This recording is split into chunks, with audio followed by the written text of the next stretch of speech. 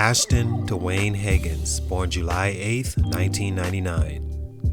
Today's feature will serve as a cautionary tale for not only basketball players looking to one day take their talents to the highest possible level, but also one that can serve as a lesson about life in general. No one's perfect, and no one is exempt from experiencing the harsh realities life has to offer when we neglect our blessings. The biggest problem in stories like Ashton's is that not enough people learn from these cautionary tales, and the cycle continues, taking another talented player out his or her opportunity. I don't create these videos for monetary gain, and I don't do it to sound like a know-it-all or that my word is always correct. I do it because I hate to see a guy as talented as Hagans, who barely got an opportunity so many are working toward but not many achieve, blow theirs on what exactly? Women, stubbornness, fun, ignorance, immaturity. They say the two most important things in life is time and information, and I agree. But another priceless piece of life's journey that I find just as needed is guidance, and hopefully at least one person can be guided from a story like today's. In basketball specifically, the game waits for no one. The ones that make it and succeed didn't waste their time learning lessons and figuring out the answers in hindsight, because then it's too late. Now you're 25, 30, or whatever age, and the game no longer sees you as that attractive potential any longer. Success is learning from the mistakes of others and adjusting your own margins so those failures don't happen to you. And yes, I learned that in hindsight. Ashton Hagans is in a very interesting place at the moment, having recently been waived by the Minnesota Timberwolves, who picked him up after he went undrafted in the 2020 NBA draft. Just 2 years before that, he was a high school star that had his choice of the route he wanted to take and seen as possibly a top point guard potentially taken lottery had he cleared the college basketball hurdle with flying colors. In 2021, his basketball future in the NBA looks uncertain now, to say the least, going out the way he did. Will he bounce back? Let's talk about 3 reasons his growth was stunted. Salute to Miles Brown on IG for this request. It's your boy JC, Stunted Growth. Let's get it, man. Quick reminder, if you want exclusive content like workout videos, ad-free features before they release here, and more, head over to the Patreon page now and become a supporter of pushing these stories and efforts to help any young hooper not have their growth stunted. It's something I wish I had but didn't, so it's my offering to you. Appreciate you guys. Please drop a like and comment on this video and let me know who I should do next. Enjoy the video. Hagans is a 21-year-old 6'3" point guard from Cartersville, Georgia, and attended Newton High School in Covington, where by what was supposed to have been his junior year, won the Mr. Basketball for the state and Gatorade National Player of the Year. He averaged 20.2 points a game, 10.7 assists, 7.6 rebounds, and 3.6 steals, and ranked the number 2 point guard prospect ahead of multiple current NBA point guards. He decided to forego his senior year and attend college early in 2018 instead of original 2019 class. Stunt number 1, reclassifying. In hindsight, one of the biggest growth stunts in Ashton's journey, in my opinion, was him leaving high school early and reclassifying to the 2018 class instead of sticking with his original 2019 class. I remember when he made this move, and at the time, I didn't think he needed to, but at the same time, I understood how it could look like the right choice to make. He was already 19 going into the 2018-19 season. He won pretty much all the major awards he could in high school, and he was rated high enough to where the spotlight was already on him, and all he had to do was head to college and produce well enough, and his ticket to the league as a high draft pick looked punched. But nothing prepares and matures you like time. and it's exactly what Hagans needed for a number of reasons.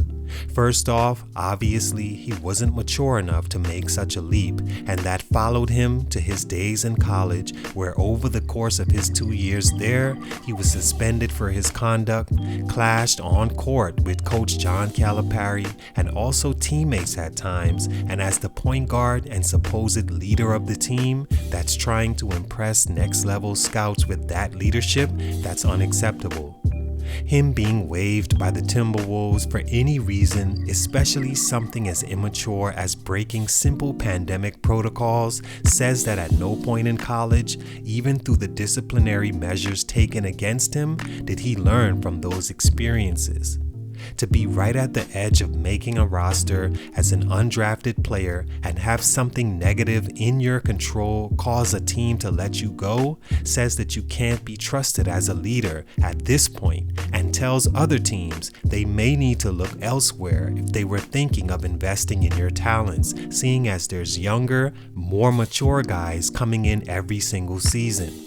Another reason is because his game wasn't ready for that jump in areas that could have helped him at least crack the second round. Things like his shooting.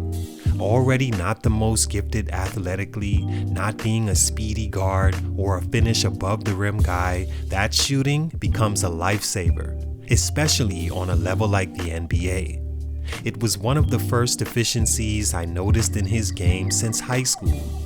Yes, he got by lower level high school talent and made enough plays in the right class to win awards and make a name for himself, but the lack of explosion he displayed, along with not being what looked like a natural shooter physically and mentally, I wasn't sold on him as a guy that could skip levels. In college, that all showed as he struggled getting into the lane compared to prior Kentucky point guards with his more methodical half-court game style. For his career from three, he shot just 26%, which is horrible for a point guard, seeing as it most likely will only get worse with the NBA three distance and better defensive pressure. He also wasn't a shot taker at just 1.7 attempts from three and 5.5 attempts from two, leading to him averaging just 9 points a game for his career when he had the opportunity as the starting point guard for the most part to produce more. Also, had he stayed in his original class, he would have been with an easier class of point guards and not the 2018 class that, like mentioned, was filled with future NBA draft picks. Yes, he was a little older, but I'd much rather he be 20 years old and ready coming in and not 19 and immature, while also not really ready to excel at anything. Stunt number 2, going to UK. Another huge stunt for Hagans to me was him decommitting from Georgia and choosing to attend Kentucky instead. Once again, I understand the allure of the big program with the notoriety and history of placing players in the league, but one thing players in Hagans' situation that have won and done so many things in high school need to understand is at that point, you really don't need a big name anymore. All you need to do is go to a program that's going to let you perform at the best of your abilities and be out of there as soon as possible. I hate to sound so dismissive of the college game or college in general, but it's really all these guys want anyway. Take Quade Green for example, an All-American in high school and constantly compared to Trae Young. Young went to the not-so-popular school in Oklahoma, and Green chose the glitz and glory of the UK, and now he's fighting his way through the college system, still in hopes he gets a shot, while Trae Young is an NBA All-Star. Anthony Edwards, a guy that went to the exact school Hagans would have been at if not for decommitting or reclassifying, went there with all his high school hype, balled out, and was the number 1 overall pick when his Georgia team was trash. But it doesn't matter. UK also had tons of other options, at his position even, so him going there was confusing and stunted his growth tremendously. I understand the coach at Georgia that recruited him left, but there were tons better options than subjecting yourself to everything UK comes with, especially when you're not the right guy. Stunt number 3, immaturity. Going undrafted in any NBA draft can be a death sentence for most people. Going undrafted and then doing something that forces the team to waive you all but solidifies you probably are close to done as an NBA player, especially when you weren't the most talented player to begin with.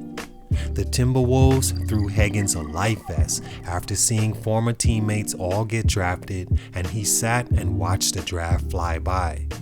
They invited him to training camp and signed him to a 2-way contract in which he ended up playing just 2 games for them, recording literally no stats other than 0.5 turnovers. He was sent to the G League and during the Orlando bubble in February of this year, violated COVID protocols, forcing the team to waive him. Those same immaturity issues from college came back to cost him in the NBA, and the price may be too high for another team to give him a shot. All in all, I don't want this to seem like an attack on a player specifically, but more of a strong teachable moment that at least one of you young hoopers feel deep enough to not have either of these things happen to you. Ashton Hagans is still 21 years old, so is no way near done playing basketball professionally. Playing in the NBA will be tough, but if he corrects his immaturity issues along with his shooting, he can still hopefully get another opportunity that can set things back on track.